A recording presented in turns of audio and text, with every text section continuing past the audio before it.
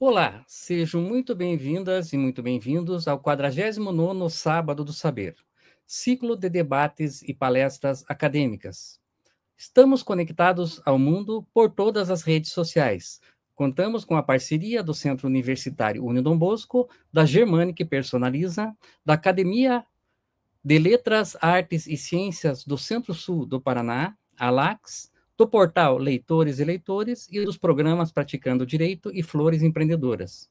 Se você quiser receber o seu certificado, basta fazer a inscrição no link que está na sua bio, da descrição da sua rede social. E não deixe de responder um questionário sobre o Sábado do Saber. O processo administrativo disciplinar visa assegurar a legalidade, a ética e a eficiência no serviço público, respeitando os princípios do contraditório e da ampla defesa. O PAD, como é conhecido, não é para punir, é para apurar a verdade material. O PAD não é para a administração pública, mas para garantir que a administração pública apure os fatos ao manto do devido processo legal. Caso contrário, nem o PAD será preciso, bastando punir. O controle judicial é para garantir que o PAD se concretize com a observância da Constituição e da legislação aplicável, inclusive no que diz com o seu resultado, absolvição, punição ou acordo. Nesta linha que o professor Daniel Ferreira ministrará e debaterá o tema processo administrativo disciplinar. Para quê? Para quem? E, afinal, como controlá-lo? Vamos conhecer um pouquinho mais sobre o professor Daniel Ferreira. Professor, eu vou fazer um currículo resumido, que o seu currículo é amplo. Então, com muito prazer e com sua permissão, eu vou resumir o seu currículo. Mestre e doutor em Direito do Estado, Direito Administrativo pela Pontifícia Universidade Católica de São Paulo. Pós-doutorado pelo Centro de Direitos Humanos da Faculdade de Direito da Universidade de Coimbra, em Portugal. Graduado em Engenharia Industrial Elétrica pela Universidade Tecnológica Federal do Paraná.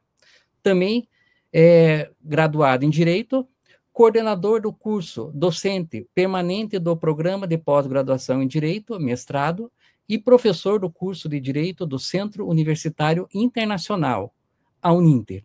Professor, com uma grande honra, com grande prazer, a palavra é sua. Bom dia, caro professor Rogério Born, bom dia aos nossos espectadores, nossos parceiros aqui de evento. Quero dizer que é uma alegria, uma honra estar aqui no Sábado do Saber. Não sei efetivamente por que fui convidado, mas acredito isso à nossa amizade. Talvez pessoas mais interessantes, pessoas mais agradáveis pudessem vir falar, mas eu agradeço pelo convite, que muito me honra, e vim compartilhar algumas experiências.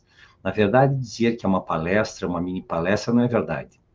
Eu atuo nesse segmento há mais de 30 anos. Para quem não sabe, isso não apareceu aqui na breve remissão à minha história, mas eu fui servidor público federal durante 11 anos. Trabalhei na Justiça do Trabalho, sob o manto da Lei 8.112/90. Então, eu conheço o direito administrativo e o direito administrativo disciplinar desde antes. Não que eu tenha sido processado, não foi o caso. Não que tenha sido condenado, não foi o caso. Mas até a experiência de trabalhar nisso eu tive. Portanto, quero dizer que a minha expectativa aqui é compartilhar impressões acadêmicas, divulgar algumas pesquisas feitas, mas mais do que tudo, informar como advogado que fui e sou, que atuei em dezenas, quem sabe centenas de processos disciplinares, e posso afiançar que esse é um problema. Efetivamente, não vou deixar de dizer que ele é um problema, mas ao mesmo tempo ele é uma bênção. E aí é a importância de se compreender no processo administrativo disciplinar. Para quê, para quem e, afinal, como controlá-lo. Então, vamos entender. Para que serve o processo administrativo disciplinar? O professor Born já antecipou. Efetivamente, não é para sancionar ninguém. Ele pode até, ao fim e ao cabo, repercutir numa sanção disciplinar, como uma resposta jurídica restritiva de direitos pela incursão de alguém em ilícito disciplinar. Mas nem sempre. Pode ser, como também já aventado, que o resultado seja, no relatório, a recomendação da absolvição. e, eventualmente, assim confirmada pela autoridade competente para impor a sanção. Efetivamente, também pode ser que se transforme esse processo, aliás, até antes mesmo dele ser instaurado, é possível se pensar numa solução consensual. Falarei dela um pouco mais à frente, mas na perspectiva de um termo de ajustamento de conduta. Mas também é importante dizer que o processo pode repercutir no simples arquivamento. Significa dizer que não há conclusão afirmativa de que não foi ele quem cometeu a infração, por exemplo, ou que não há prova nesse sentido, mas que as provas não permitem a solução, seja sancionadora, seja consensual. Quero dizer com isso que é possível trancar um processo via arquivamento, sem prejuízo de que, com novas provas, isso seja retomado pela administração. Claro que observado o prazo prescricional. Mas, evidentemente, o processo, como também já disse, ele é uma bênção. E por que é uma bênção? Certamente, quem está nos ouvindo não é da época do princípio da verdade sabida, professor Carlos Borg. Efetivamente, já se vivia um tempo em que a autoridade superior, tendo experimentado em sua presença a prática infracional de quem quer que seja, poderia, na perspectiva teórica, desde pronto, aplicar-lhe uma sanção, ainda que fosse a advertência. E, efetivamente, isso não está nem um pouco albergado pela Constituição da República, que expressamente determina que aos acusados e aos litigantes em processo administrativo judicial será garantido contraditório e ampla defesa. Portanto, o processo administrativo disciplinar é para permitir o exercício do contraditório e da ampla defesa. Mas, entendendo em miúdos, significa dizer que é uma forma de afastar da autoridade competente o poder de impor a sanção sem que tenha sido oportunizado ao sujeito acusado de se manifestar, contraditar, fazer alegações, produzir provas e, com isso, concorrer para a produção do resultado final, qual seja, repitamos, arquivamento, absolvição, eventualmente sancionamento, mas mais contemporaneamente uma afirmação no termo de ajustamento de conduta. Portanto, a pergunta é, para que o PAD? O PAD é para tudo isso. O PAD é para garantir a rigidez do serviço público, na perspectiva em que se vai apurar fatos que supostamente são tidos como infracionais e que, de uma forma negativa e substancial, se apresentaram no serviço, colocando em risco a própria legalidade, como antecipado, num vício de atuação, efetivamente um distanciamento dos deveres do servidor, por exemplo, de urbanidade, mas em situações que tenham repercussão tal que permitam, aliás, que autorizem a ação do PAD. Porque o PAD, percebam, como disse, ele é um problema na perspectiva de que se torna, não digo público, mas se torna formalizado um processo por meio do qual se busca apurar em face do sujeito X que supostamente teria incorrido numa infração. Portanto, ele passa a figurar formalmente como acusado. Claro que isso é constrangedor, não digo que não. Mas, efetivamente, é melhor que seja constrangedor do que alguém se veja sancionado sem ter oportunizado o direito de produzir defesa, como disse, exercitar o contraditório e fazê-lo, já antecipando também, por meio de defesa técnica. Isto significa dizer que é um mal necessário. Mas, para além de ser um mal necessário, ele é importante, porque as pessoas têm que saber que a administração está fiscalizando o que acontece. E esse dever de manter rigidez é um dever contínuo, não só da autoridade superior, não da autoridade máxima, mas como de qualquer servidor, porque nós sabemos que quem souber de irregularidade está obrigado, por força de lei, a reportar a quem competente para a tomada das providências cabíveis, sob pena de este, omisso, praticar um comportamento infracional. Portanto, isso aqui não é um espaço de, eu diria, de assédio. Não é um assédio profissional, não é um assédio moral no meio de trabalho, é uma providência necessária que visa resgatar a regularidade do serviço. Independentemente de como ele seja solucionado, o processo administrativo disciplinar é importante, é essencial. É condição sine qua non de responsabilização, mas mais do que tudo, é condição de sine qua non de atuação da administração pública em conformação com a Constituição, com as leis e com o direito. Portanto, é para tudo isso. E, repito, é para garantir que ninguém seja sancionado sem que seja devidamente observado o devido processo legal. Não só ele, que a sanção seja proporcional, que ela seja razoável, e nós vamos trabalhar ali, quando falarmos em como controlá-lo, trazendo à consideração algumas questões pontuais. Talvez sejam algumas críticas, talvez seja uma daquelas que mais incomodem, e que, portanto, mereçam a devida atenção. Agora, a outra pergunta: para quem o PAD? Já antecipei, professor Rogério.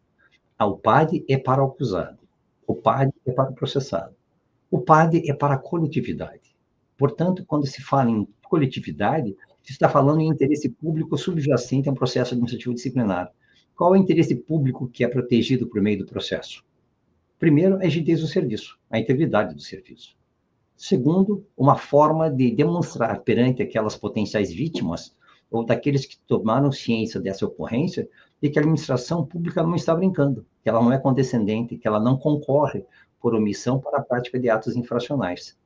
É claro que a administração quer manter o serviço funcionando, fluindo da melhor maneira possível, com respeito entre colaboradores, entre pares, entre hierarcas e subalternos, mas, para além disso, com os próprios administrados. Portanto, o PAD interessa a todas as pessoas, a quaisquer pessoas, independentemente de já serem usuários daquele serviço, independentemente da atuação do órgão da entidade. Por quê? Porque nós, da sociedade civil, nós que integramos esse corpo coletivo chamado coletividade, temos interesse que todos os órgãos e entidades conduzam as suas atuações de ofício na forma das leis e do direito. Aí se incluindo todos, sem exceção, do hierarca, da autoridade máxima, do gestor intermediário, do exercente de função comissionada, daquele técnico e, efetivamente, daquele subalterno que trabalha na base, em situações, em funções mais simples, mas que nem por isso o fazem infenso a sofrer um processo e ter de responder da perspectiva disciplinar. Portanto, o PAD é para todas essas pessoas. Nesse sentido, quem são os interessados? Nós. E por que então controlá-lo? Temos que controlar o PAD porque é do interesse de todos. Não é do acusado, não é só do processado, não é das suas famílias, não é dos seus amigos, não é dos colegas da repartição. Isso é para todos e interessa a todos que ele seja levado a cabo do começo ao fim, na perspectiva de conformação com a Constituição e no Serviço Público Federal, mais especificamente pela Lei 8.112/90. Portanto, nós temos referências e nós temos que entender como isso funciona. Ora, dito isso, vamos entender o que significa como controlá-lo. E por que essa preocupação, professor Rogério Boni? Por que eu fiz questão de trazer a lume já nessa provocação? Como controlá-lo? Porque, confesso, eu fiquei muito assustado com a edição da súmula 665 do STJ. Ela foi uma repercussão de um enunciado anterior, produzido no âmbito do STJ, em que se indicava quais seriam os aspectos passíveis de controle judicial no âmbito do processo administrativo disciplinar. E essa súmula 665 tem a seguinte redação, e peço licença para lê-la. O controle jurisdicional do processo administrativo disciplinar restringe-se ao exame da regularidade do procedimento e da legalidade do ato, à luz dos princípios do contraditório, da ampla defesa e do devido processo legal, não sendo possível incursão no mérito administrativo, ressalvadas as hipóteses de flagrante ilegalidade, teratologia ou manifesta desproporcionalidade da sanção aplicada. Pois bem, para quem tiver acesso a esse texto, pode ser que entendam num sentido ou em outro sentido. O que eu posso fazer, antecipando pela nossa limitação temporal, é informar o seguinte: o Poder Judiciário, muito infelizmente, digamos assim, infelizmente sem existir, mas que seja assim bastante jocoso, ele tem se negado a prestar jurisdição, a meu juízo. É possível encontrarmos, por exemplo, no Supremo Tribunal Federal, eu não trouxe aqui o número do julgado, a questão não é trabalhar com base nele, mas informar que, quando provocado a suscitar um exame em relação a uma sanção disciplinar imposta a um membro do Ministério Público, o Supremo Tribunal Federal negou-se a fazê-lo, dizendo textualmente que o Conselho Nacional do Ministério Público era tecnicamente competente para decidir o caso. Portanto, não caberia ao Judiciário se imiscuir no mérito administrativo.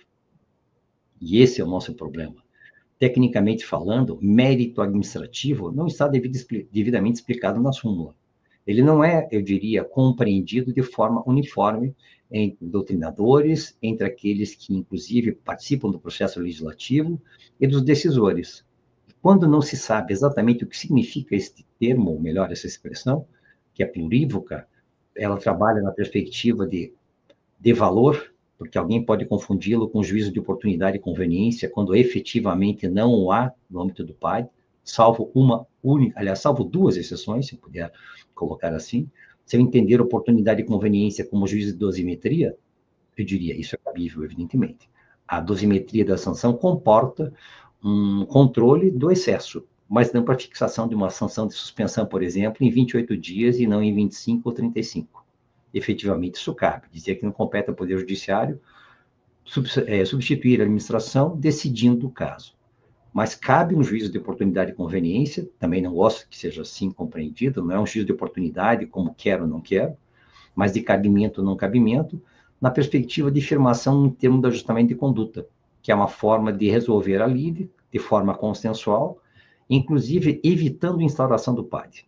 É possível propor, conforme a legislação de cada órgão e entidade, a suspensão do processo. A PAD mineira remonta a mais de uma década em que se permitia essa possibilidade de solução consensual, dada a irregularidade, a notícia, dado o perfil da infração, de baixa reprovabilidade, numa perspectiva de não reincidência, era possível ao sujeito tido como infrator, o servidor, firmar um ajuste por meio do qual ele estaria isento de responder ao processo, desde que cumprisse certas obrigações. Portanto, aí sim, eventualmente, cabe um juízo de discricionalidade e conveniência, e, portanto, fica muito difícil permitir ao judiciário controlá-lo. Mas, fora isso, fora essas questões residuais, eu diria excepcionais, a nosso juízo, em todo o resto, o Poder Judiciário não está apenas autorizado, mas está obrigado a investigar o processo do começo ao fim. E aí nós temos um outro problema, professor Carlos Borges.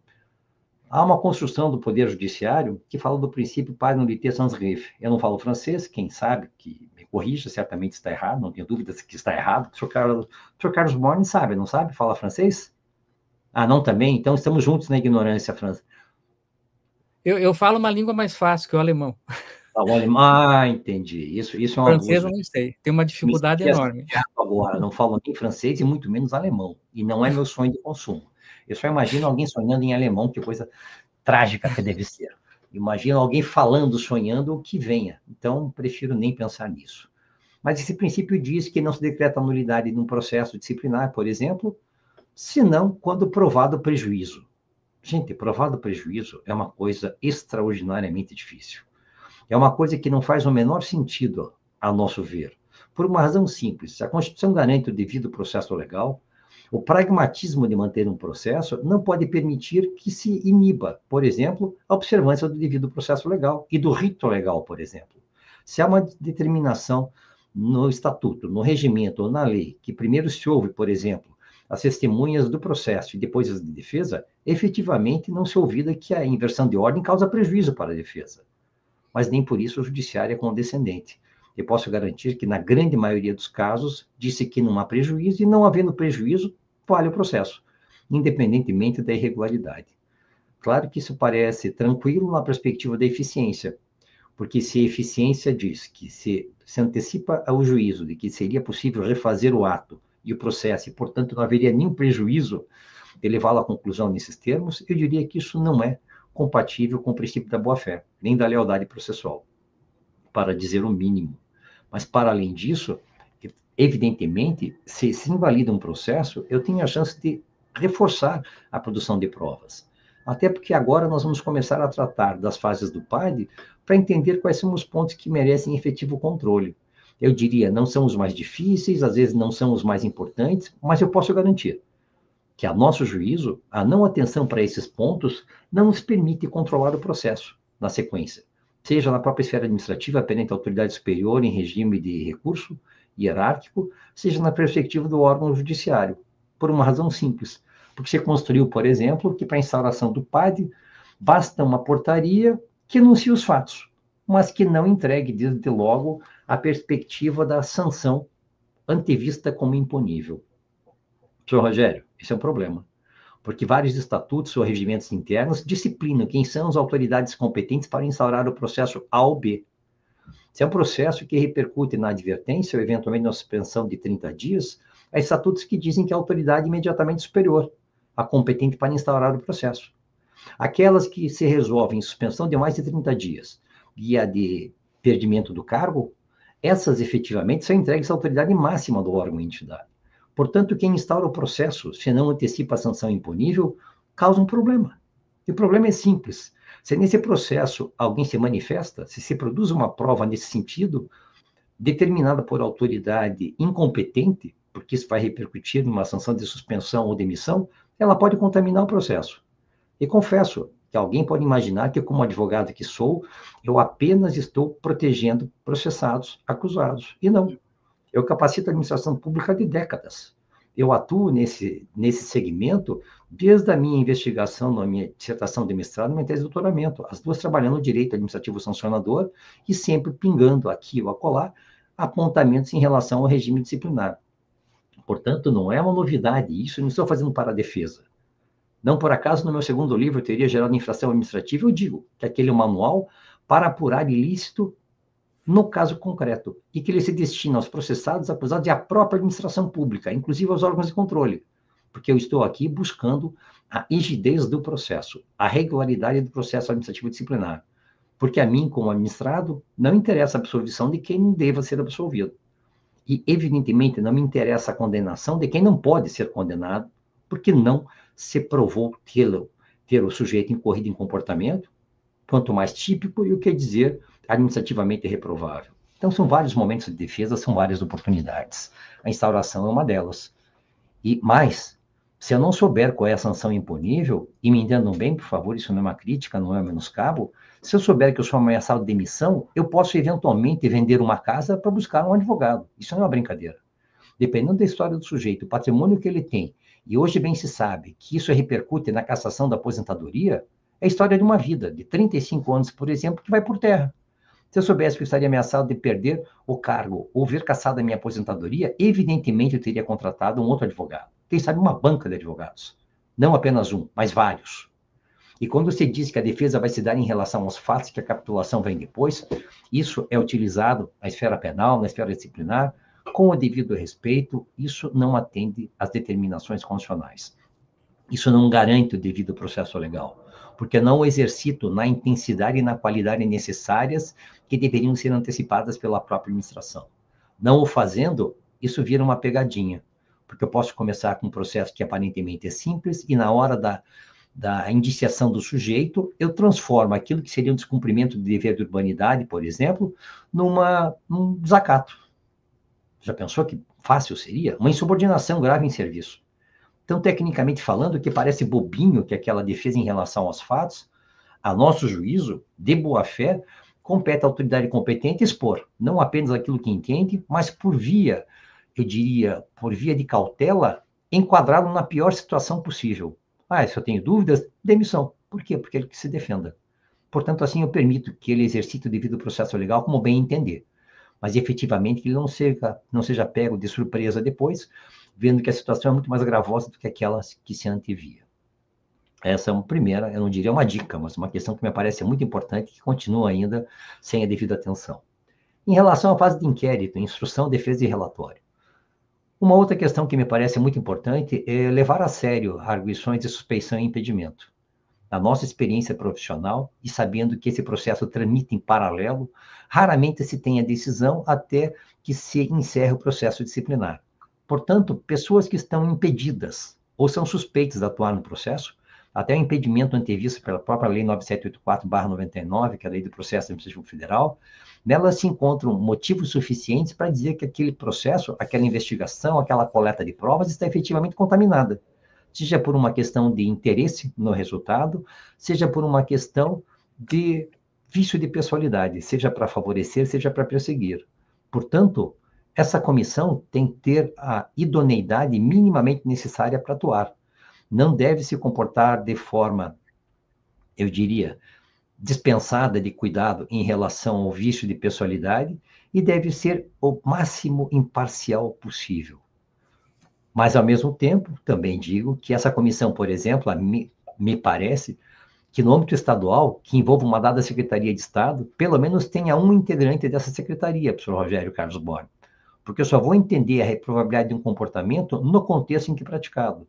Então não adianta eu ter um problema na Secretaria de Saúde e só ter integrantes da Secretaria de Segurança Pública, porque eles não conhecem o serviço hospitalar, eles não conhecem o comportamento médico do técnico de enfermagem e da enfermeira. Eu só posso trabalhar a reprovabilidade no contexto do fato, no contexto do sujeito, no contexto do dia a dia daquela unidade administrativa. Portanto, interpretar e aplicar o estatuto pressupõe contextualização. Aliás, a Lindbe hoje fala em verificar as condições do gestor, etc., no contexto, dificuldades, etc. Mutatis mutandis é o mesmo raciocínio que se propõe em relação ao servidor público. Então, essa é uma questão importante de como se conduzir o processo. Segundo, em relação ao relatório, muito pouco, eu diria, se tem buscado controlar o processo a partir do relatório. As pessoas ainda não entenderam que motivação explícita, clara e congruente não é só da decisão, é do relatório também, porque ele é uma recomendação. E como o resultado final pode ser simplesmente aderir às razões de fato e de direito lançadas no relatório, o dever de motivação deve estar exaurido no relatório. Que o relatório tem que enfrentar argumentos e provas carregadas aos autos. E é muito comum o sujeito processado juntar documentos e a administração faz vista grossa, tanto na perspectiva da comissão quanto da autoridade superior. E aí, repito, levar isso ao judiciário é uma tragédia, porque a tendência hoje é a deferência judicial. É dizer que o judiciário não pode se imiscuir no mérito do ato administrativo, como se o ato fosse uma mistura de processo com resultado, e que efetivamente isso significaria a violação do princípio da separação de poderes. Portanto, isso é muito sério, isso é muito grave e deve ser combatido. Diria, portanto, já antecipando um juízo pessoal meu, se vocês tiverem que investir, sejam processados, acusados, ou sejam integrantes da administração, eu diria que o tiro certo está na esfera administrativa. Deixar para depois, para tentar reverter o resultado no processo judicial, está ficando cada vez mais difícil. E para tentar reverter, pode ser que isso não seja possível. Então, a investida, eu diria, de ponta, tem que acontecer no processo e desde o começo. E aqui não é uma defesa da advocacia, mas tenham o seu advogado, se possível. Se não tiverem, busquem alguém junto à administração que tenha conhecimento técnico, produza uma defesa técnica, porque sem isso, efetivamente, o resultado poderá ser por demais danoso. Em relação ao julgamento, de novo, eu não gosto de julgamentos que a autoridade simplesmente convalida ou ratifica a manifestação anterior. Se ele é o hierarca, se é ele quem compete fazer o juízo de incursão ou não em ilícito contratual, e mais do que isso, de subsunção no tipo A ou tipo B, ele não pode funcionar como Pilatos. Ele não pode lavar as mãos. É preciso que ele assuma a responsabilidade de motivar, levando a sério o seu papel. E aqui não estou chamando a atenção da autoridade competente, não. Quero dizer que ela tem que ter de antemão a compreensão das consequências práticas de decidir que alguém esteja em curso ou não no ilícito contratual, ou no ilícito disciplinar, ou no ilícito de regulação. Por quê? Porque isso vai repercutir na vida da pessoa. Ainda que seja uma advertência, ainda que seja uma suspensão de 5 dias, basta lembrar que o sujeito perde a condição de primariedade. E não sendo mais primário, a próxima situação, inclusive, não permitirá a transação, a afirmação em termos de julgamento de conduta. Portanto, qualquer consequência sancionatória, sem ser consequencialista, ela, a um só tempo, ofende a legalidade, pode ofender a razoabilidade e proporcionalidade, e mais do que isso, tanto em disciplinar, ela atenta contra a dignidade da pessoa humana, da dignidade do servidor. E aqui eu preciso lembrar a todos que são servidores, que foram servidores ou que pretendem ser servidores, que um atentado processual contra um colega é um atentado processual contra todos. Porque se para o colega não se observa devido ao processo legal, efetivamente não vai se observar para qualquer sujeito. E hoje você pode ser aquele que processa, pode ser a autoridade, você pode ser aquele que participa do processo como testemunha, você pode ser membro da comissão de processo disciplinar, mas amanhã todos podem ser processados, ou eventualmente apenas acusados no primeiro momento, ou sancionados. Portanto, pretender garantir a lisura do processo disciplinar, a sua instauração, a sua condução e o resultado, é proteger o serviço. E quando eu protejo o serviço, eu protejo a estrutura administrativa. Porque depois de tanto tempo no serviço público e agora na iniciativa privada, inclusive ajudando a administração eventualmente, eu posso garantir que se há algo de ouro no serviço, são os servidores. Não é o aparato, não é o prédio, não é a estrutura, não é o equipamento, não é o software, não é a IA. São os servidores públicos. E se eles não tiverem esse prestigiamento na defesa dos seus interesses e direitos, diria, o serviço público está fadado ao fracasso. Então, quero dizer, dentro desse nosso contexto, quando se fala em como controlá-lo, eu diria, controlá-lo na perspectiva de compreensão que comportamentos aparentemente típicos não necessariamente são reprováveis. E aqui, nos próximos 4 minutos, eu trarei alguns exemplos que são bobos, mas são importantes. Por exemplo, o que significa descumprimento do dever de urbanidade? Uma coisa que é boba, uma coisa que alguém vai dizer, usou palavra de baixo calão. Efetivamente, descumpriu o dever de urbanidade. Poxa, gente, quem fala isso indiferentemente, sem conhecer o contexto, talvez não conheça o serviço público. Eu não sei como é hoje no ambiente do professor Rogério Borne, mas eu acredito que servidores públicos entre si falem palavrão. Se não tiver ninguém na repartição, se for um ambiente menor em que as pessoas estejam conversando e comentando o jogo de futebol da sexta-feira, em que o professor Rogério Borne tomou um frango enorme, como se goleiro fosse, efetivamente vamos usar alguns termos jocosos. Para dizer, pô, cara, você podia, né? Fala sério, que bobagem que você fez. E eu mudo bobagem por um volume depositado na grama por um animal. Pronto. Isso significa o quê? Que efetivamente descumpriu o dever de humanidade? Tudo no contexto, gente. Se eu considerar que um termo jocoso, palavra de baixo calão, importa em descumprimento de dever de humanidade, eu estou autorizando a instauração do processo. Eu estou garantindo a possibilidade que seja sancionado. E efetivamente não há justa causa e menos ainda violação substancial do tipo. Portanto, nós temos que pensar que isso é importante, mas ao mesmo tempo que é preciso entender que para isso se resolve em 4 paredes. Chama o sujeito e diz, ó, não use mais palavrão aqui na repartição que não será permitido. Isso é para lembrar, professor Rogério Borne, o serviço público, ele, todo sem exceção, diz que é vedada a manifestação de apreço na repartição. E eu estou cansado de observar festa em repartição pública. Na minha repartição tinha. Festa com bolo, bexiga, apito, tudo. Coxinha, sempre digo que tinha coca, mas não era diet. Os mesmos salgadinhos de sempre. E isso é manifestação de apreço. Mas nunca se entendeu nisso um comportamento reprovável. Portanto, sair atirando a primeira pedra não é legal. Legalidade não significa simplesmente cumprir o rigor literal da lei, mas entender o contexto, entender a pessoa, o serviço. Essa é a nossa contribuição inaugural, espero ter minimamente provocado o espírito, não vim dar lição, não vim oferecer solução, vim trazer inquietações e antecipar algumas decisões judiciais que me parecem muito críticas e que nós temos que refletir. Não é fácil, é um problema e temos que levar isso a sério. Muito obrigado e foi um prazer, professor Rogério. Bom, o prazer foi todo nosso, com essa aula maravilhosa, mais uma, que eu já assisti várias aulas, palestras do professor, e agora eu vou fazer, não é provocações, é algumas perguntas, né?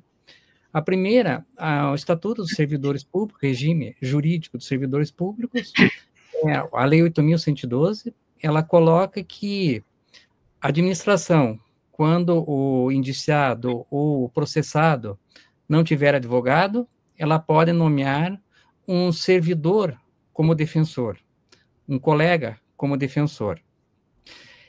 Existe ou não um conflito com a advocacia ou a defensoria pública nessa situação? Bem, professor Rogério, eu vou lhe dizer. Devolvo a palavra. Perdão, eu atropelei a sua passagem. Quero dizer que essa é uma questão que já me incomodou há muito.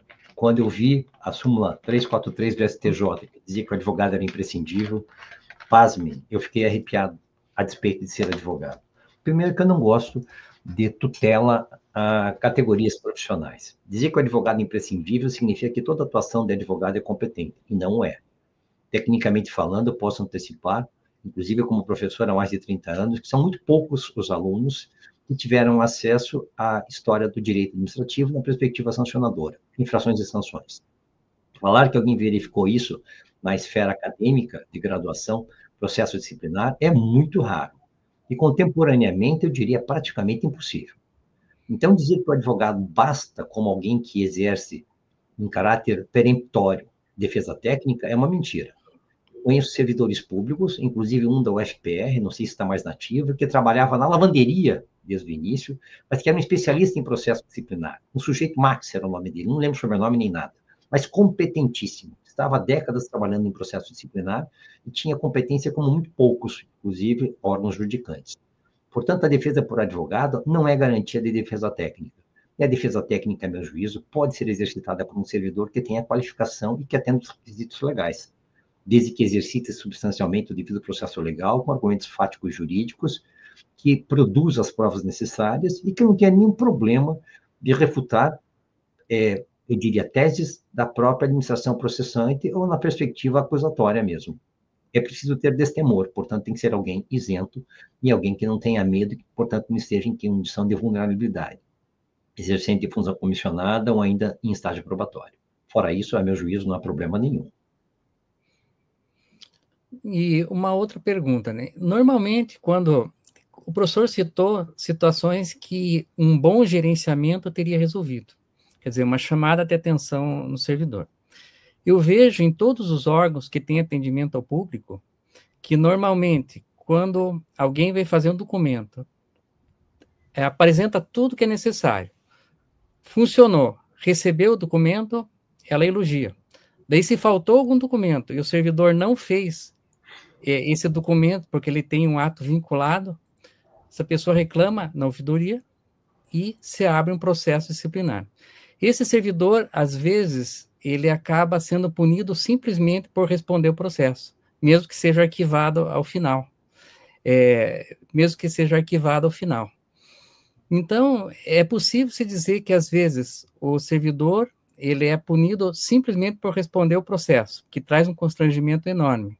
E se o termo de ajustamento de conduta, às vezes, quando tem pertinência, alivia essa situação ou causa mais problema lá para frente. Isso porque existem alguns órgãos que eu vi no Brasil, municipais, estaduais, que eles publicam a abertura de sindicância ou de processo administrativo disciplinar. Daí, se o envolvido é punido, se publica a punição. Se o processo é arquivado, não se publica. Daí você vai consultar no buscador na internet e aparece que ele está respondendo eternamente. Então, gostaria que o professor comentasse um pouquinho sobre isso. Eu vou dizer, professor Rogério, que essa é uma situação difícil. Dizer que a ouvidoria ela é prima da corregedoria, isso não é correto. A ouvidoria, a meu juízo, é uma forma de comunicação que aproxima o administrado da administração. Ela é uma forma de intermediar, não vou dizer reclamações, mas objeções, dúvidas, situações mal compreendidas que precisam ser esclarecidas. Portanto, o papel da ouvidoria não pode e nem deve ser automaticamente reportar à corregedoria, a órgãos correcionais. Evidentemente, isso não faz o menor sentido. Isso torna a ouvidoria um problema para os servidores. Ela passa a ser aquele alcaguete, aquele que está informando quando deveria acolher. Deveria acolher a denúncia de irregularidade para permitir ao sujeito servidor se manifestar. E, eventualmente, com base nessa manifestação, reforçar perante o administrado queixoso que aquilo foi um agir conforme a lei e o direito. A negativa ou não receber documentos é proibido. Eu sou obrigado a receber documentos quaisquer que sejam. Mas, às vezes, o servidor não tem este nível de instrução e não foi devidamente orientado. Portanto, essa composição, uma composição, essa nem é entre quatro paredes. Essa na esfera administrativa de um órgão competente para um servidor que não é da sua aproximação diária. Não há nenhum problema nisso. Mas aquela história, roupa suja se lava em casa. Outra coisa é resolver problemas. Assinar um termo de ajustamento de conduta, para mim, como assinar um acordo de não persecução civil ou penal, ou um ajustamento de conduta na esfera da ação civil pública, é algo problemático. Alguém dizer que é uma solução simples, eu posso garantir, não é. Tanto quanto não é simples assumir uma responsabilidade de entregar uma cesta básica e fazer um acordo na esfera criminal e juizado especial. É perder a condição de primariedade. Isto pode ser muito caro no futuro, muito caro. Mas a pergunta é, custa contratar um advogado? Custa. O defensor, o servidor podem me defender? Podem me defender. Então, em tese, minha dignidade, a minha moral perante meus colegas será resgatada, será, eu diria, prestigiada ao fim e ao cabo com uma absolvição? Como bem dito, a administração não ladeia absolvição, nem arquivamento. Ela faz questão, infelizmente, como fazia questão a CGU, de postar na sua página o índice de demissões do mês, como se o ranqueamento demissional fosse uma forma de demonstrar que, a administração está boa. Não, a administração que pune com demissão simplesmente confessa que agiu tardiamente, não preveniu e não precaveu. Ela não atuou como deveria, ela deixou chegar à situação limite. Ela agiu tardiamente, portanto, não é algo para ser comemorado, é algo para ser, eu diria, assumido, absorvido, internamente, eu diria, causar constrangimento e dizer, puxa, não atuamos bem. Onde é que estava o pessoal de acolhimento? Onde é que estava o RH para verificar se o cara estava em depressão para não ser acusado de abandono de cargo? Portanto, eu vou lhe dizer, as situações colocadas são muito importantes, muito sérias, e parabéns pela observação. Pena que nós não temos solução.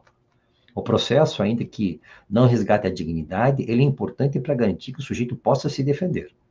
Essa é a importância, que ele possa e deva se defender. E quando ele não se defender, que a administração tenha o cuidado de designar o melhor defensor para ele.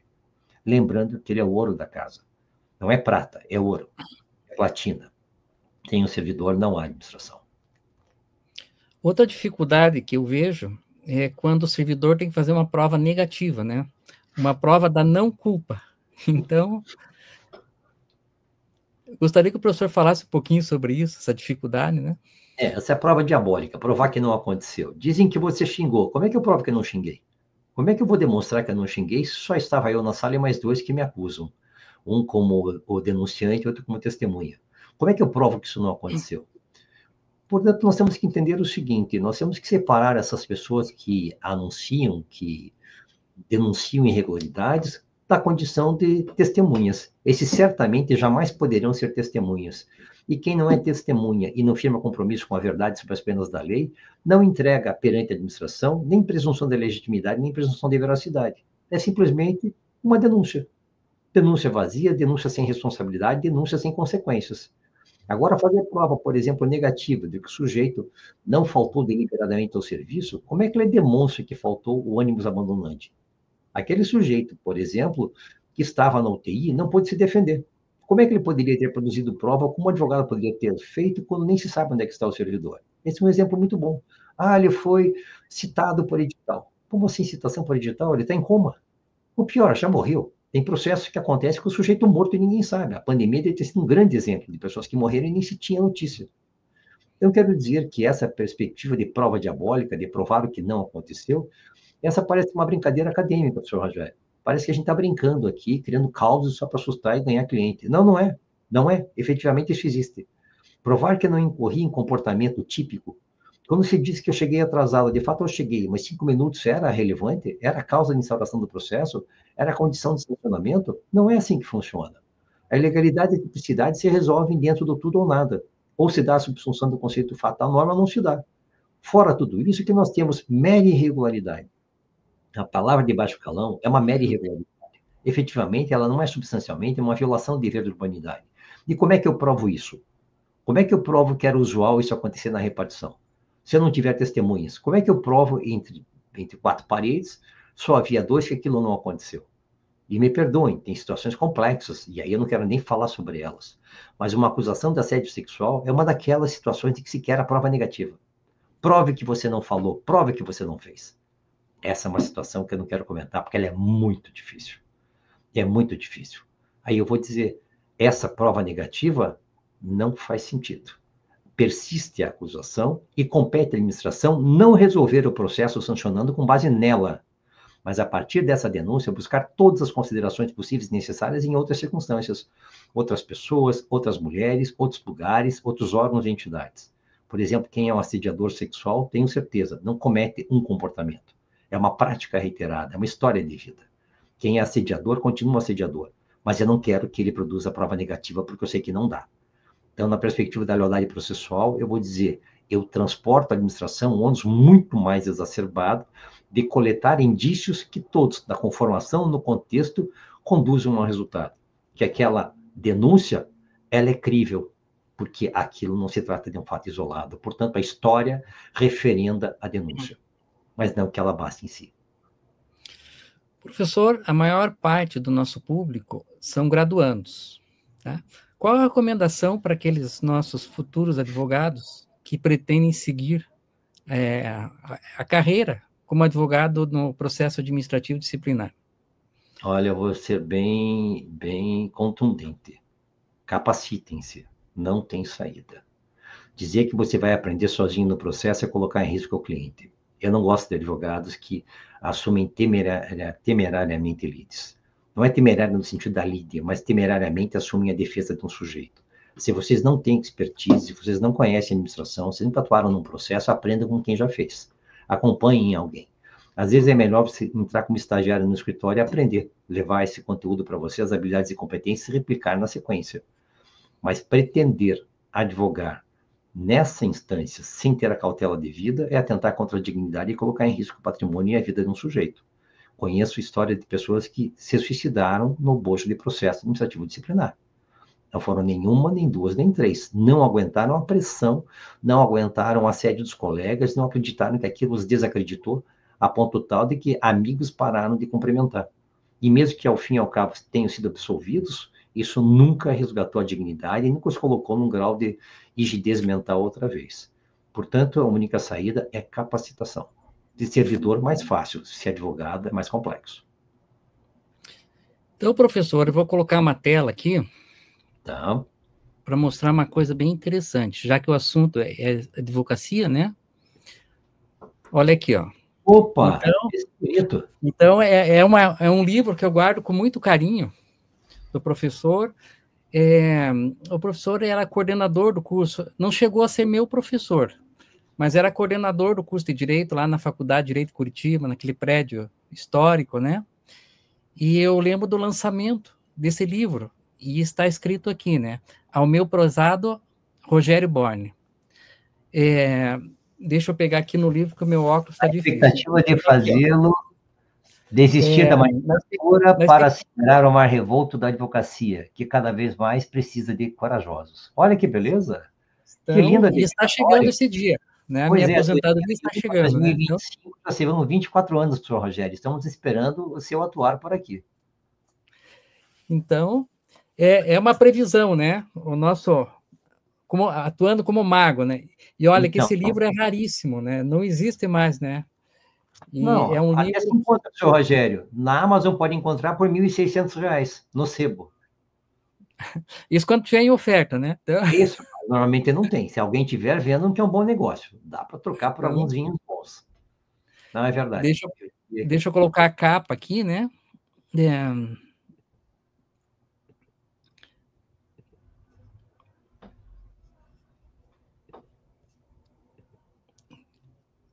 Aqui, ó.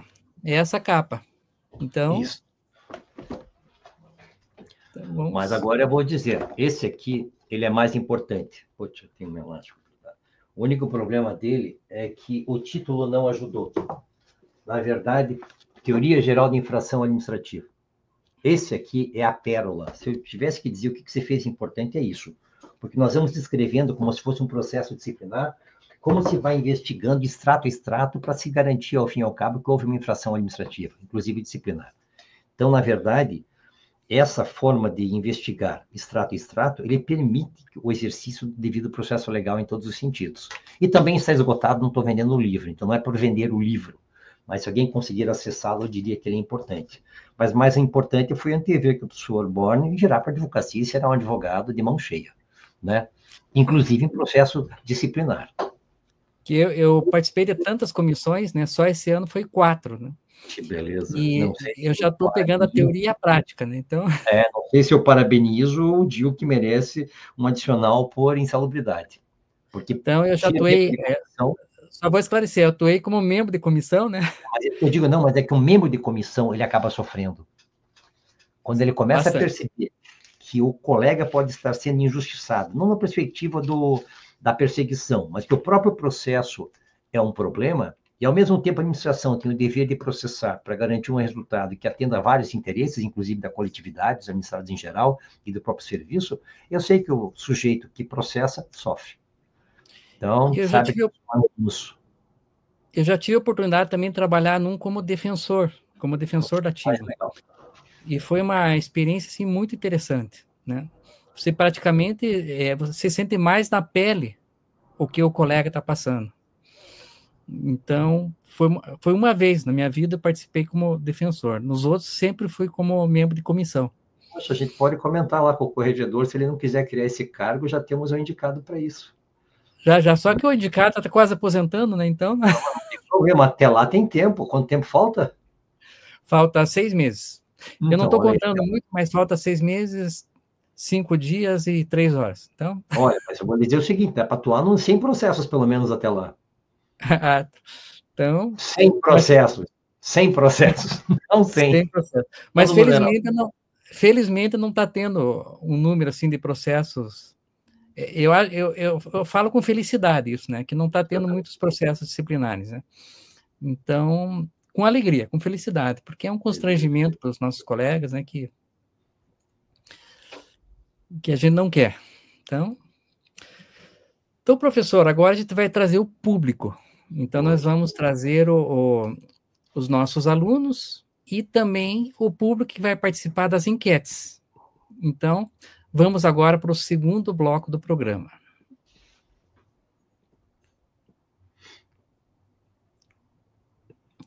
Só um pouquinho que eu trabalho como produtor e também eu sou apresentador e também produtor do programa. Então, eu vou chamar agora nossos colegas, nossos co-apresentadores, na verdade são apresentadores também, o Felipe e a Anne, que fazem muitos anos que apresentam o nosso programa Sábado do Saber. E em breve a Anne vai trazer também, está nos ajudando, trabalhando conosco, a Júlia, que é filha da Anne. Poxa. Então, eu espero em breve que ela esteja na tela, apresentando junto com o Felipe e com a Anne. Então, passo primeiramente a palavra para a Anne. Que honra, né, poder estar aqui, com grande satisfação participar de mais um Sábado do Saber, né, aqui na Unidom Bosco, com a coordenação desse grande professor Rogério Borni, né, a quem eu sou muito grata pelo convite. É uma honra, professor, recebê-lo aqui como palestrante, né, essa palestra maravilhosa e que nos trouxe muito aprendizado. Professor, eu queria também, né, cumprimentar o Felipe, que está aqui, e as pessoas que estão aqui nos acompanhando hoje e assistindo. Eu trago aqui alguns questionamentos onde o professor Borni fez, né, no LinkedIn do Sábado do Saber, onde diz o seguinte, né, ele realizou 3 enquetes, entre 28 de abril a 4 de maio, para fazer a sondagem sobre o tema. Na primeira enquete, ele fez a seguinte pergunta: como o processo administrativo disciplinar pode melhor proteger o servidor? Nesse questionamento, 45% dos entrevistados entendem que é a garantia de ampla defesa, 27% que é o duplo grau de revisão da decisão, e 18% que são direito ao contraditório, e 2% que é o julgamento técnico. Essa enquete, ela teve a maior concentração de entrevistados em Curitiba, São Paulo, Rio de Janeiro, Brasília e Belo Horizonte. A pesquisa também contou com maior adesão de advogados, especialistas e assistentes jurídicos, professores e analistas judiciários. Por fim, para acrescentar um novo questionamento, convidamos a Vitória Venceslau, que é bacharel em Direito pelo Centro Universitário Unidom Bosco. Agora é com você, Vitória. Olá, professor Daniel. Parabéns pela excelente palestra. Gostaria de lhe fazer uma pergunta. Qual o papel que a Corregedoria desempenha no controle dos PAIDs? Vitória Venceslau, para o Sábado do Saber. Então, tá aí a pergunta, professor. A Vitória Venceslau trabalha na Corregedoria. Tá? Então, Sensacional. Bom, eu imaginei que pela pergunta fosse alguém afeito ao segmento. Vejam, tecnicamente falando, a corregedoria, o trabalho correcional, ele em si, ele só faz sentido, ele só alcança os fatos quando houver um vício do processo instaurado pela autoridade competente. O que acontece? Em alguns órgãos e entidades, a competência é diretamente atribuída ao órgão correcional. Em outros, continua o regime da Lei 8.112, ao chefe imediato à instauração de um processo, ou uma sindicância a processo e não sindicância a procedimento, e que isso se resolveria ali. Mas para que serve a corregedoria? Para garantir que o processo seja conduzido na forma das leis e do direito, e para além disso da Constituição e dos princípios. Portanto, seria uma forma de garantir a lisura do processo administrativo disciplinar, seja evitando excesso, seja evitando violação do devido processo legal do contraditório, seja corrigindo rumos, seja recebendo uma denúncia de vício de pessoalidade e acolhendo para fins de desfazer aquele processo e avocar para tomá-lo ou determinar que alguém nessa instância o faça. Via de regra, não é para ela atuar de plano, de partida, mas isso pode acontecer em órgãos e entidades diferentes. No plano da CGU, isso fica muito claro. Ela expressamente tem determinação, a orientação nesse sentido. Inclusive, o CNJ, quando provocado, ele informa que só cabe a avocação de processos pela corregedoria nestes casos específicos.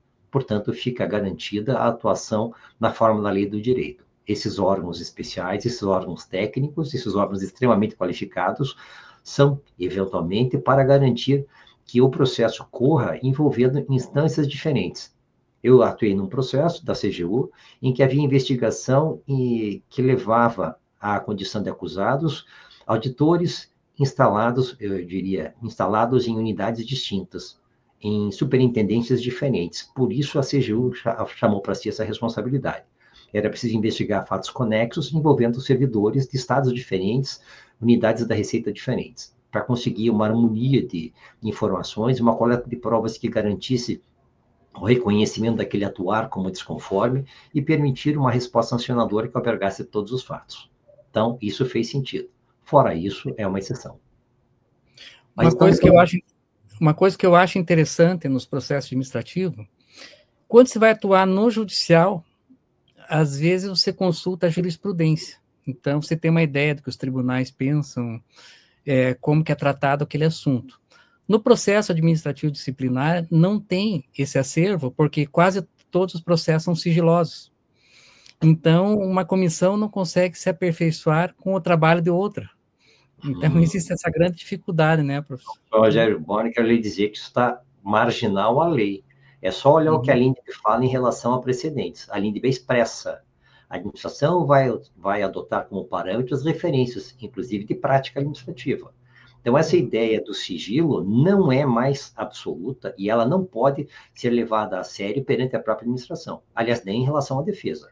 Eu posso pedir, por exemplo, eu posso requerer com base na LINDB que a administração me apresente as decisões e os processos dos últimos anos envolvendo aquela capitulação de ilícito, para que eu saiba qual é o comportamento, para garantir a não dissonância, que não haja visto de pessoalidade, seja para favorecer ou para perseguir. E quem determina é a LINDB. Então, me parece que aí temos um problema.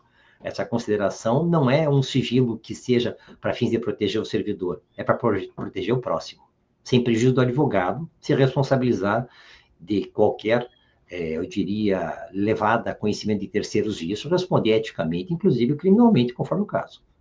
Então, não há nenhum problema em relação a isso, só precisa acertar os pontos. Então, agora eu convido o nosso colega Felipe Bar para a próxima enquete. Então, Felipe, seja mais uma vez bem-vindo ao Sábado do Saber.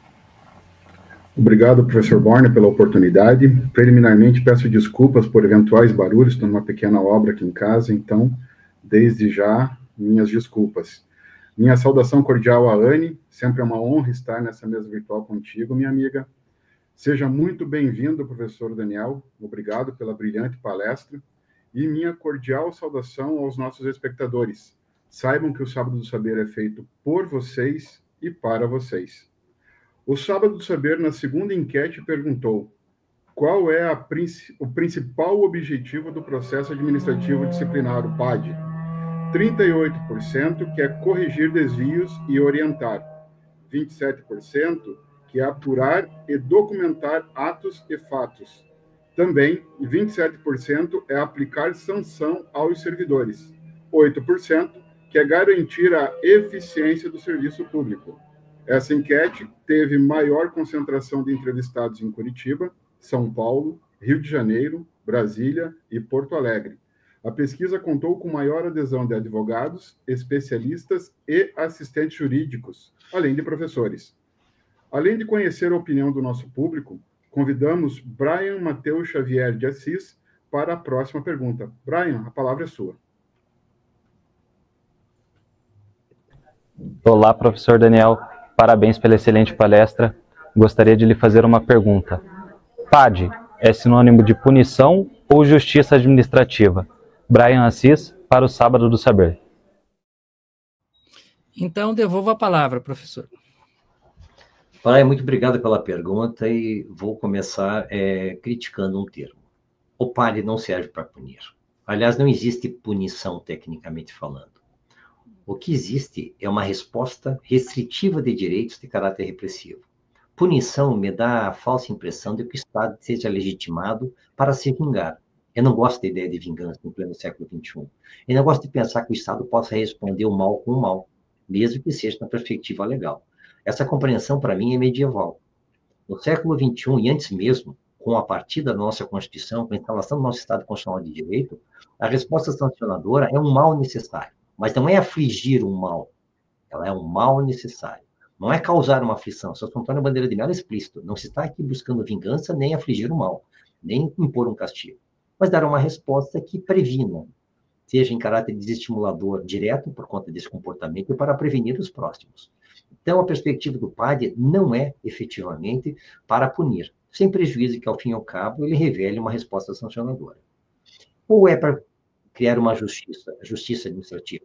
Também acho bonito o termo justiça, mas acho justiça complexo. Para mim, justiça é para Deus. A questão do justo está entregue a alguém que não é dessa esfera mundana. Para nós, o que nós temos que fazer? Nós temos que reintegrar a ordem jurídica eventualmente violada. Primeiro, verificar se essa violação da ordem repercute em ilícito. Como disse, pode ser mera irregularidade. E mera irregularidade merece o quê? Uma admoestação informal. Olha, não fale mais palavrão, isso aqui não está correto, não é entendimento, não é orientação do órgão de entidade, portanto, se você reincidir, eu vou dizer que você descumpriu uma ordem direta, porque eu estou te dando uma ordem direta. Não fale mais palavrão na repartição. Ou estou baixando um ato normativo, uma portaria, que diz que qualquer situação como essa será responsabilizada e terá como resposta sancionadora a advertência ou etc. Não é o caso. Agora, efetivamente, o que se quer é reintegrar a ordem jurídica violada.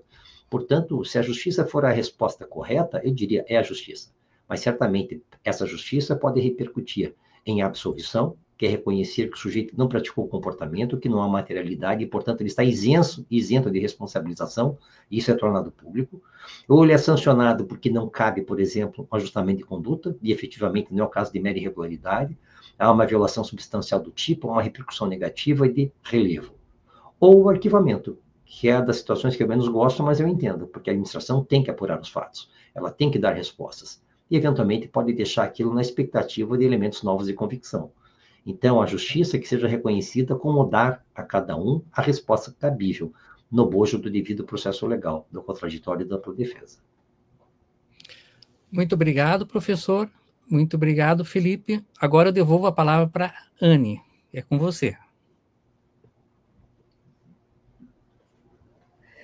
Agora, essa terceira enquete, professor, ela realizou a seguinte pesquisa. O que mais pode comprometer o processo administrativo disciplinar? Dos pesquisados, 34% entendem que é a ausência de defesa, 28% que é o vício de forma, 22% que o concluiu interno para punir ou para absolver, e 16% que é a fragilidade das provas. Essa enquete teve maior concentração de entrevistados em Curitiba, São Paulo, Rio de Janeiro, Brasília e Belo Horizonte, e a pesquisa contou com a maior adesão de advogados, especialistas, assistentes jurídicos e professores. E para trazer mais um tema para o debate com o professor Daniel, convidamos o Guilherme Faschini, acadêmico de administração da Unidom Bosco. Agora é com você, Guilherme. Olá, primeiramente, parabéns pela palestra de hoje. A minha pergunta para o Sábado do Saber seria como são feitas as PADs nas empresas públicas. Meu nome é Guilherme Francischini, para o Sábado do Saber. Então, professor, um dos princípios que eu tenho no magistério é formar um network entre os alunos.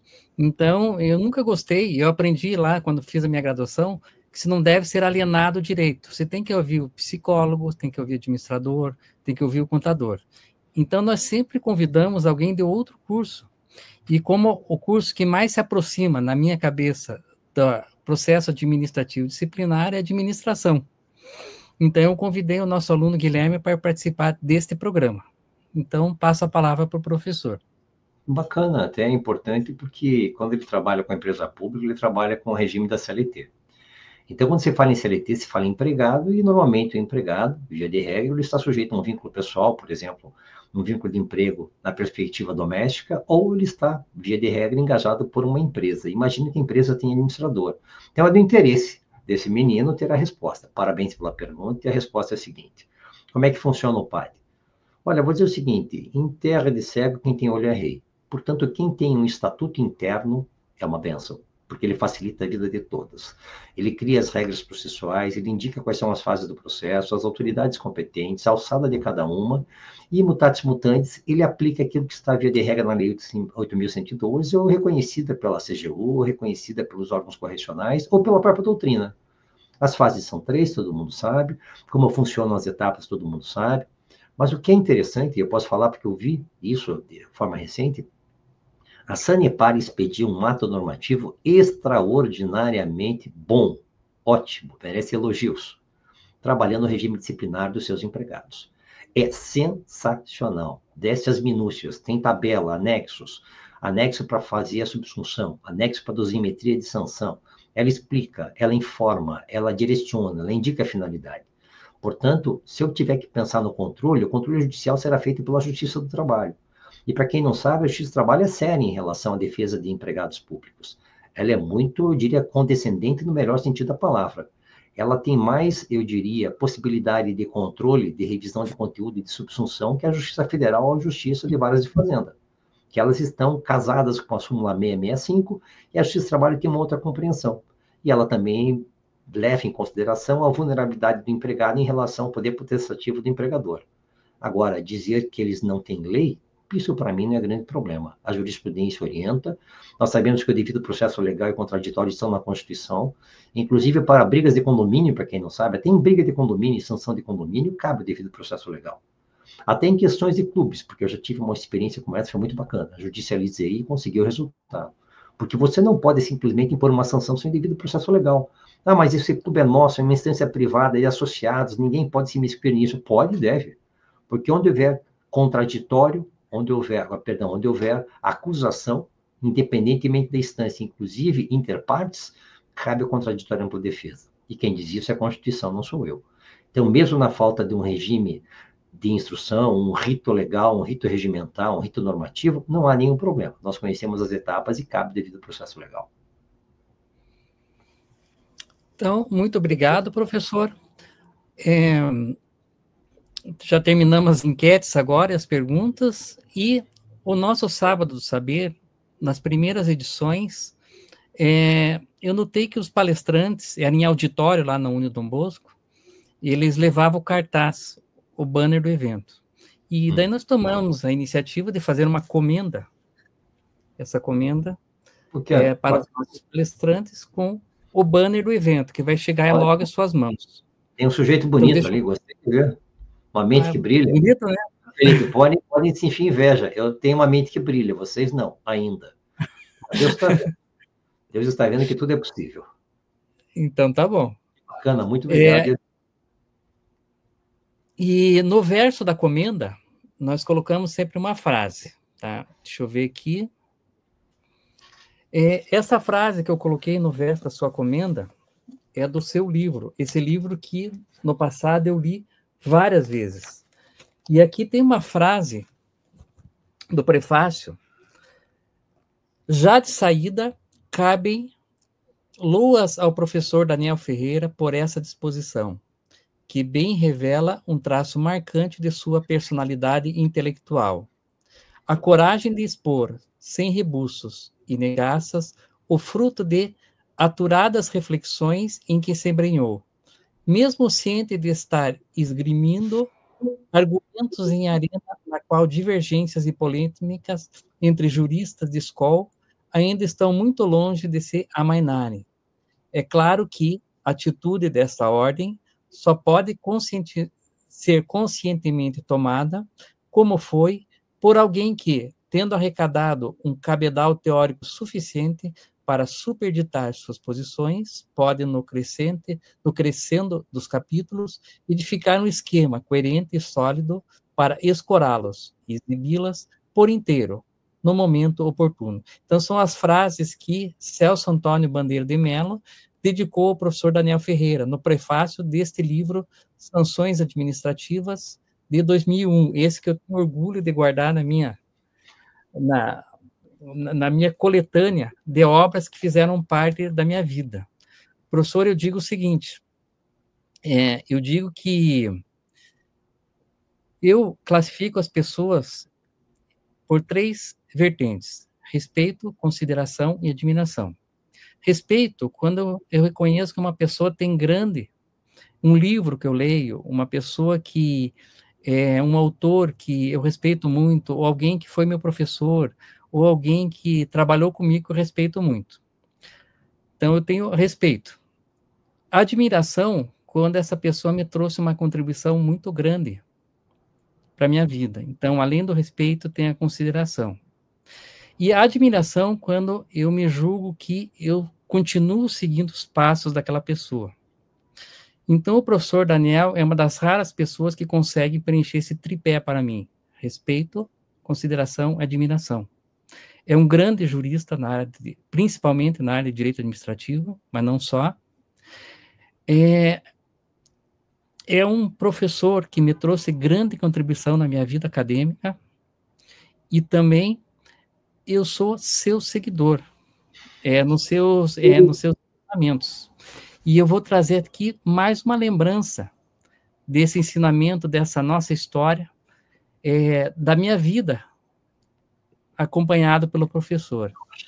Então, está aqui na Faculdade de Direito de Curitiba, eu recebendo essa comenda. O professor Daniel era o coordenador, me entregou essa comenda aqui, diploma de reconhecimento público. Então, eu tenho muito orgulho, professor, de ter sua assinatura, sua foto, o seu livro, e continuar sendo o seu discípulo. Discípulo é uma palavra muito forte, tem que se esforçar muito para conseguir alcançar 1/3 do conhecimento do professor.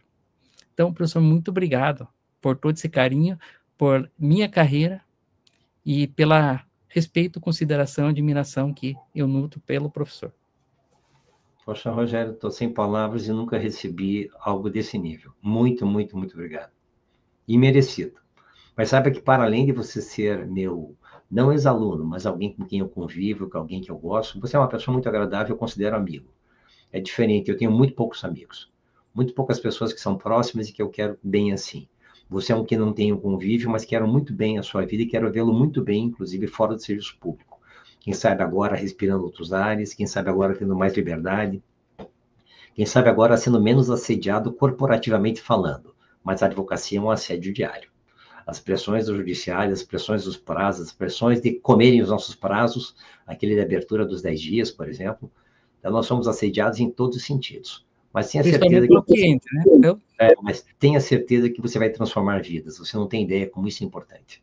Atuar num cenário como esse, num processo disciplinar, quando você consegue um resultado bom para o teu cliente, ele vem e diz, porra, muito obrigado, em lágrimas, um abraço, pouco importa, e diz assim, fiz o meu papel. O meu papel é entregar meu máximo, eu não garanto o resultado, mas tenho certeza que você vai dar seu máximo todo dia, com compreensão, com qualidade, com técnica, e mais do que isso, com empatia, com sentimento, se colocando no lugar. Foi o que você disse, eu tenho certeza que vai ser. Porque o cliente não é um cliente, é alguém que te acredita, alguém que confia em você, alguém que entrega o patrimônio, a vida, a liberdade, o cargo, o que quer que seja. E confiar na gente é algo muito caro. Você será daqueles que eticamente vai mandar muito bem, tenho certeza absoluta. É só vir. Muito obrigado, professor, por essa abertura de caminhos, que vem lá desde 2001. Então, agora eu passo a palavra para a Anne, para agradecer em nome do público, e depois para o Felipe. Então, esqueci de uma coisa ainda, não terminou. Ainda não vou passar para a Anne. Na nossa equipe, nós temos o Rafael Hesler, ou Hesler, que eu pronuncio em alemão.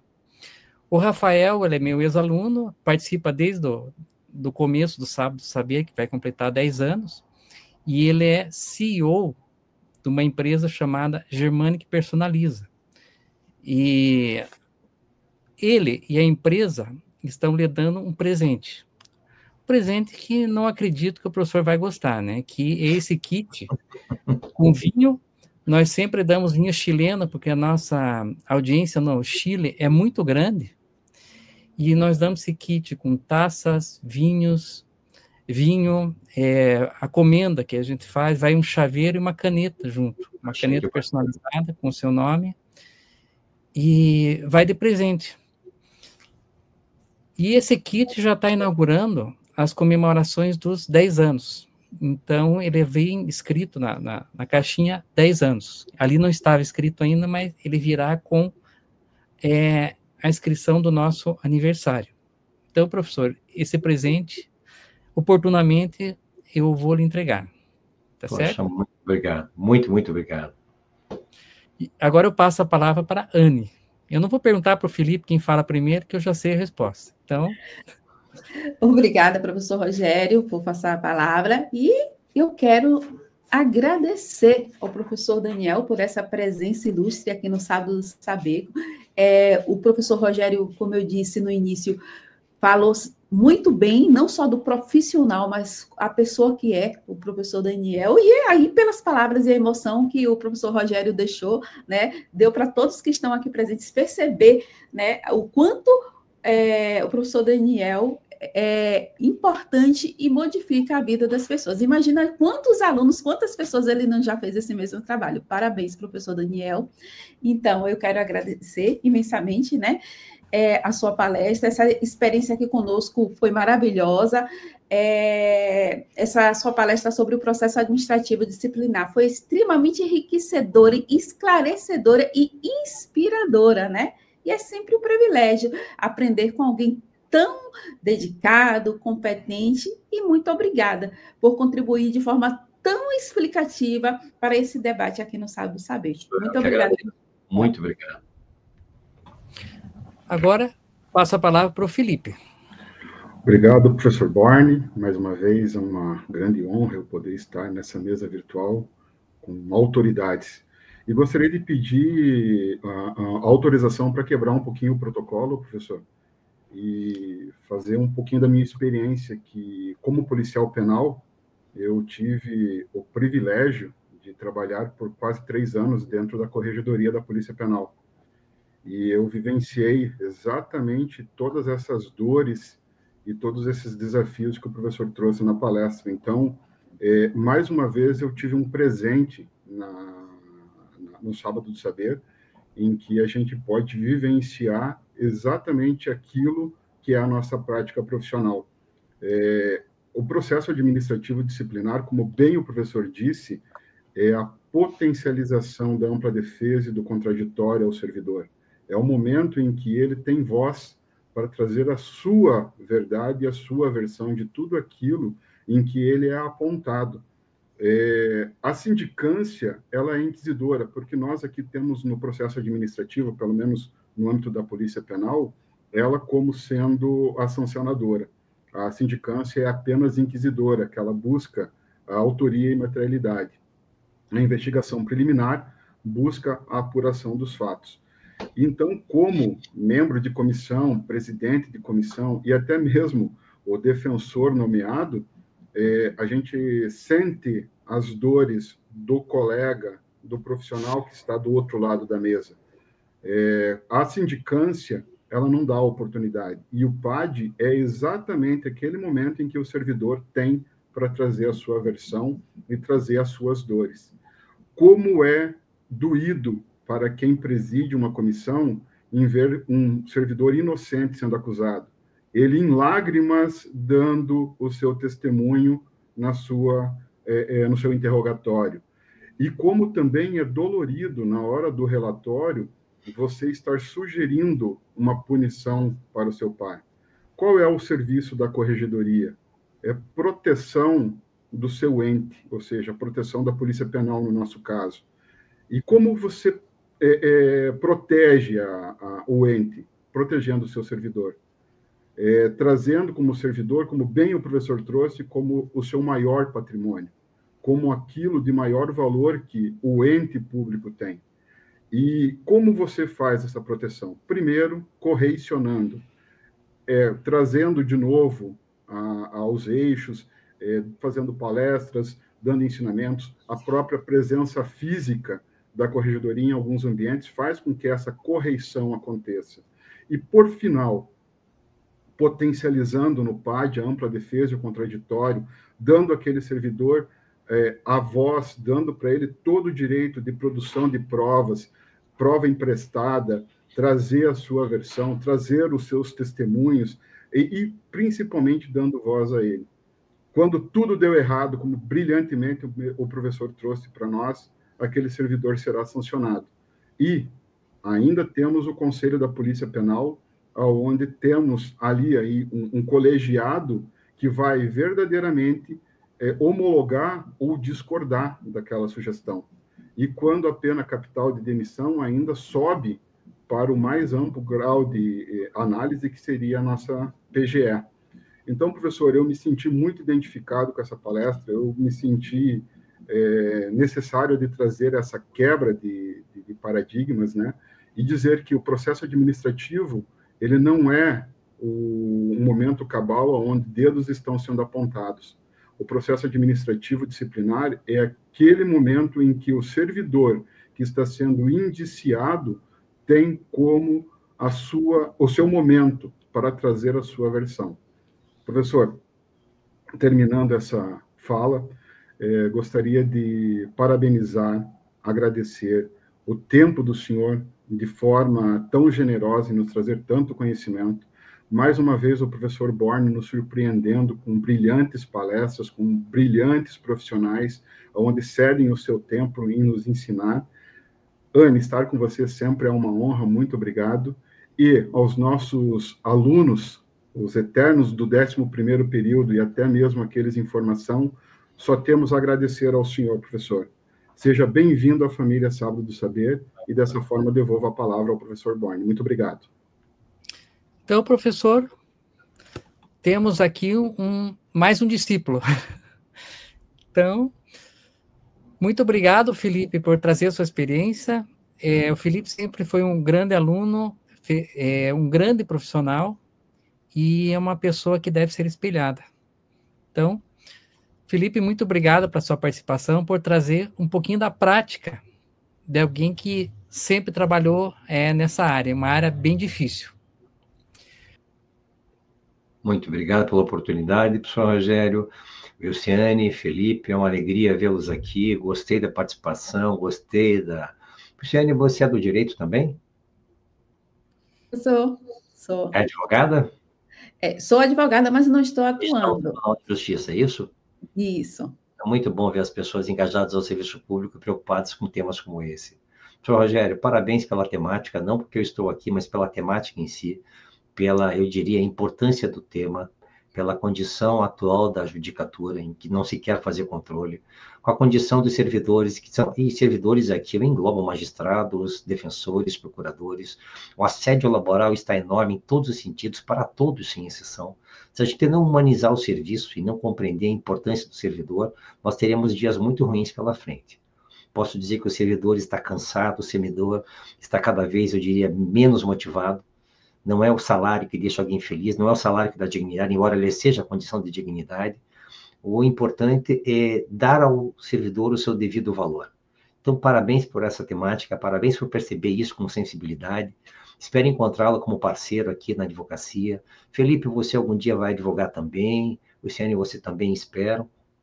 Achei estranho você não ser especialista em direito administrativo. Felipe, é mais uma oportunidade para você. Se quiser, venha fazer um mestrado, estou lá à disposição.